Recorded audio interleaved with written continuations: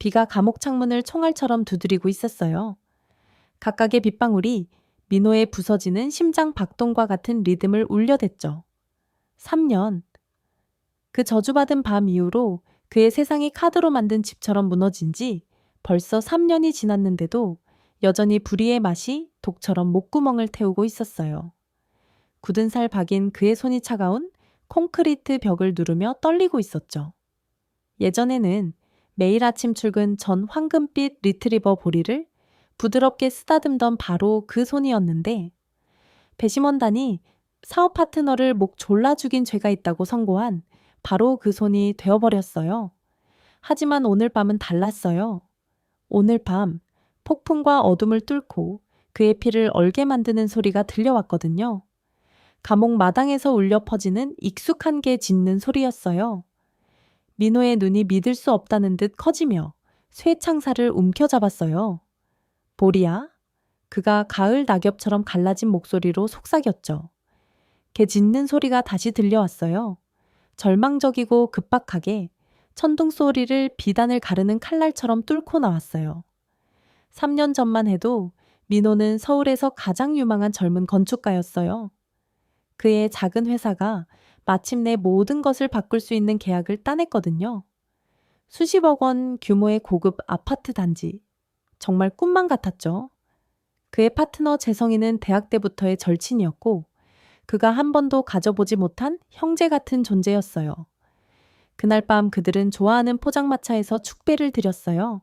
소주가 물처럼 흘렀고 그들의 웃음소리가 음식 가판대의 김과 어우러졌죠. 해냈어, 형. 재성이가 꿈으로 빛나는 눈으로 말했어요. 이제 우리 가족들은 돈 걱정 안 해도 돼. 그런데 그것이 민호가 그를 산채로 본 마지막이었어요. 다음 날 아침 민호는 지독한 두통과 함께 아파트에서 깨어났어요.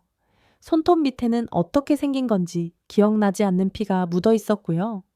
그의 휴대폰에는 경찰로부터 온 17통의 부재중 전화가 있었어요. 재성이의 시체가 그들의 사무실에서 발견되었다고 했어요. 허리띠로 목 졸려 죽은 상태로. 민호의 허리띠, 그의 아버지가 돌아가시기 전에 준 바로 그 허리띠로 말이에요.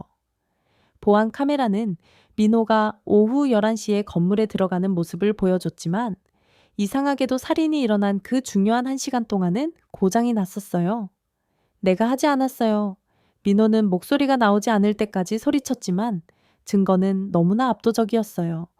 살인 무기에 남은 그의 지문, 현장에서의 그의 존재, 사망 시각에 대한 알리바이 없음, 심지어 그 자신의 기억도 조각나고 술과 혼란의 안개 속에서 사라져 있었어요.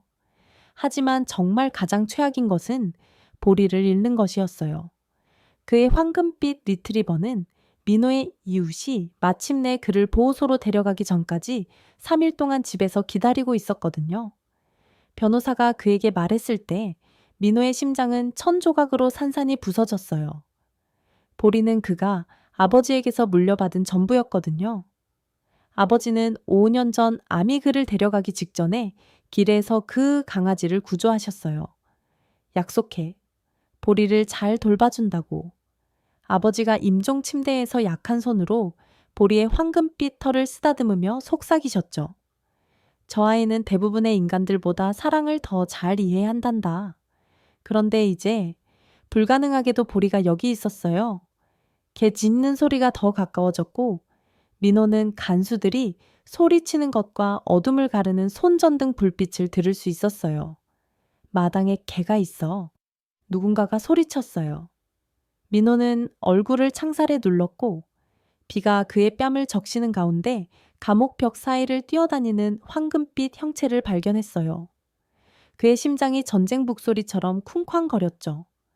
보리가 어떻게 그를 찾았을까요? 어떻게 보안을 뚫고 들어왔을까요? 갑자기 개 짖는 소리가 멈췄어요. 민호는 숨을 참고 폭풍을 뚫고 보려고 애썼어요. 그때 구름 사이로 뚫고 나오는 창백한 달빛 아래서 그를 보았어요. 보리가 마당 한가운데 완전히 가만히 앉아 있었고 이빨 사이에 무언가를 물고 있었어요. 50피트나 떨어진 곳에서도 민호는 개의 눈을 볼 수 있었어요. 아버지의 장례식 후 매일 밤 그가 우는 것을 지켜보았던 외로운 총각 저녁 식사를 위로해 주었던 이 콘크리트 지옥에서 잠들기 전 마지막으로 생각했던 그 따뜻하고 갈색인 눈들을 말이에요. 보리야. 민호가 빗물과 섞인 눈물이 얼굴을 타고 흐르며 속삭였어요. 걔가 고개를 기울였어요. 항상 생각하고 계산한다는 뜻인 그 익숙한 제스처였죠. 그러고는 보리가 정말 놀라운 일을 했어요. 그가 울부짖기 시작했거든요. 전에 절망적인 짖는 소리가 아니라 그들의 이별의 모든 고통을 담고 있는 것 같은 길고 애절한 노래였어요. 그 소리가 유령의 비탄처럼 감옥벽에 메아리 쳤고 너무나 가슴 아픈 소리여서 간수들조차 소리치는 것을 멈췄어요. 교도소장 박 간수가 손전등을 들고 마당에 나타났어요. 민호에게 한 번도 친절을 보여준 적 없는 엄한 남자였죠. 이 개가 어떻게 여기 들어왔지? 그가 중얼거리며 조심스럽게 보리에게 다가갔어요. 하지만 황금빛 리트리버는 도망가지 않았어요. 대신 그가 물고 있던 것을 떨어뜨리고 뒤로 물러났어요. 마치 선물을 바치는 것처럼요. 박간수가 몸을 굽혔고 그의 손전등이 그 물체를 비추자 그의 얼굴이 죽음처럼 창백해졌어요. 그것은 스마트폰이었어요. 그냥 스마트폰이 아니라 비싸 보이는 화면이 깨지고 케이스에 마른 피가 묻어 보이는 것이었죠. 박한수가 떨리는 손으로 그것을 집어들었고 그의 표정을 보는 순간 민호의 위가 희망과 공포로 뒤틀렸어요. 간수가 민호의 창문을 올려다보았고 비에 젖은 거리를 사이에 두고 그들의 눈이 마주쳤을 때 민호는 그 남자의 얼굴에서 전에 본 적 없는 것을 보았어요. 바로 의심이었어요. 소장을 불러 박한수가 다른 간수에게 소리쳤어요. 그리고 김재성 사건을 맡았던 형사를 불러 지금 당장 민호의 다리에서 힘이 빠졌고 그는 좁은 침대 위로 쓰러졌어요. 그의 머리가 빠르게 돌아갔죠. 휴대폰? 보리가 그에게 휴대폰을 가져다 주었어요. 하지만 누구의 휴대폰일까요? 그리고 왜 지금 3년 후에 그의 손이 불가능한 퍼즐을 맞추려 하며 떨었어요. 보리는 특별히 영리한 개가 아니었거든요. 달콤하고 충성스럽긴 했지만 미스터리를 해결하는 타입은 아니었어요. 그런데 어떻게든 그는 모든 것을 바꿀 수 있는 무언가를 찾아냈어요. 시간이 정말 세기처럼 흘러갔어요. 민호는 우리의 갇힌 호랑이처럼 감방을 서성이며 밖에 소동을 들었어요. 목소리들, 관리들 사이의 급한 대화들, 걸려오는 전화들. 보리의 울부짖음은 멈췄지만 민호는 개가 안전하기를, 그들이 다시 그를 데려가지 않았기를 간절히 기도했어요. 마침내 그의 감방문이 열렸을 때는 새벽이 밝아오고 있었어요. 이 형사가 들어왔어요. 3년 전 그를 체포한 바로 그 남자, 재판 중에 자비를 보여주지 않았던 차가운 눈의 그 남자였어요. 하지만 이제 이 형사가 정말 괴로워 보였어요. 평소 완벽했던 그의 머리는 헝클어져 있었고 넥타이는 비뚤어져 있었으며 그의 손은 스마트폰이 들어있는 증거봉지를 꽉 쥐고 있었어요. 김민호 씨, 그가 후회 같은 것이 묻어나는 무거운 목소리로 조용히 말했어요. 우리가 얘기해야 할 것이 있습니다. 그 휴대폰이요. 민호가 약한 무릎에도 불구하고 일어서며 즉시 말했어요. 누구 휴대폰입니까? 이 형사가 민호의 침대 맞은편 의자에 무겁게 앉았어요. 박성민의 것입니다. 당신 건설 현장 감독이었던 살인 전 몇 주 동안 당신이 이상하고 공격적으로 행동했다고 증언한 그 사람 말이에요. 형사의 목소리가 약간 갈라졌어요. 그 휴대폰은 당신의 옛 동네에 3년 동안 묻혀 있었습니다. 당신 개가 어떻게든 그것을 파냈어요. 민호의 세상이 완전히 기울었어요. 박성민, 민호가 불안정하고 폭력적이며 살인을 할 수 있다고 배심원단을 설득한 바로 그 남자.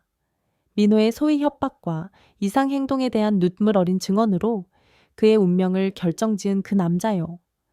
휴대폰에 뭐가 있나요? 민호가 속삭였어요.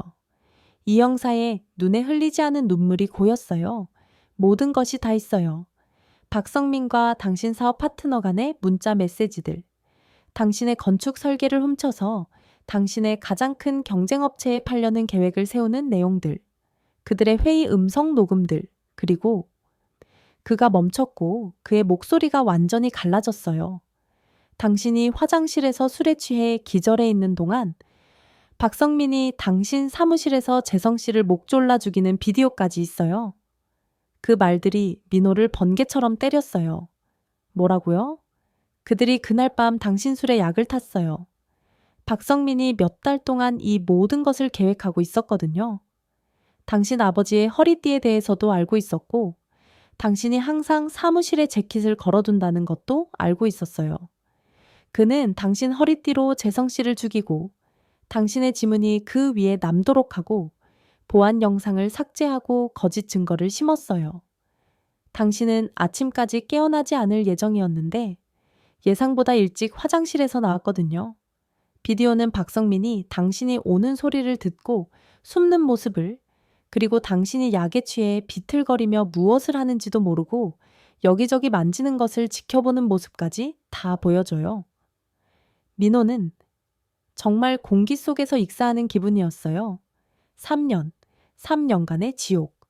술에 취해 의식을 잃은 상태에서 절친을 죽였을지도 모른다고 믿으며 사랑하는 모든 것을 잃으며 보낸 시간들. 왜요? 그가 간신히 물었어요. 돈이에요. 순전한 탐욕 때문이었어요. 박성민과 재성 씨가 당신을 당신 자신의 회사에서 쫓아내고 당신의 설계를 훔쳐서 이익을 나누려고 했거든요. 하지만 재성 씨가 마지막 순간에 마음을 바꿨어요.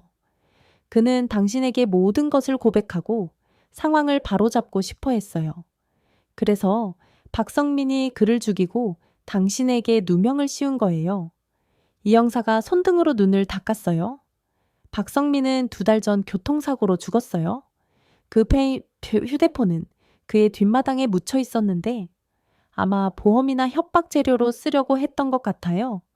지난주에 그의 집을 철거할 때 어떻게든 당신개가 그것을 찾아냈어요. 그들 사이에 심연 같은 침묵이 흘렀어요. 민호는 아버지의 마지막 말씀을 생각했어요. 보리가 대부분의 인간들보다 사랑을 더 잘 이해해야 한다고 하셨던 그의 개가 어떻게든 알았던 거예요. 결코 낫지 않는 상처처럼 불의를 느꼈던 거죠. 수년 동안 찾고 기다리며 진실을 되돌려줄 바로 그 순간까지. 당신은 자유예요. 이 형사가 단순하게 말했어요.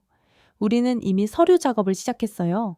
당신의 유죄 판결은 뒤집힐 것이고 잘못된 수감에 대한 보상도 받을 거예요. 저는 정말 죄송해요, 민호 씨. 우리 모두가 당신을 실망시켰어요. 민호가 멍하니 고개를 끄덕였지만 그의 생각은 온통 보리에게 있었어요. 보리는 어디에 있어요? 내게는 어디에? 이 형사의 슬픔을 뚫고 작은 미소가 스며 나왔어요. 밖에서 기다리고 있어요. 박간수가 지난 1시간 동안 간식을 주고 있거든요.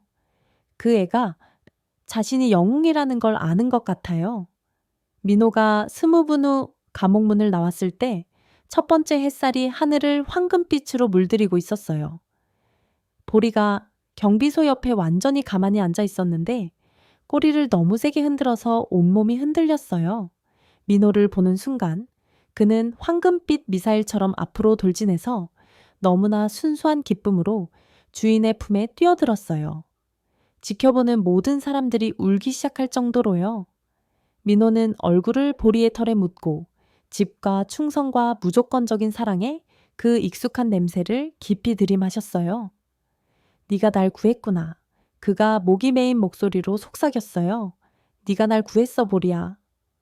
보리가 미친 듯이 그의 얼굴을 핥았어요. 마치 3년간의 모든 고통을 혀로 씻어내려는 것처럼요.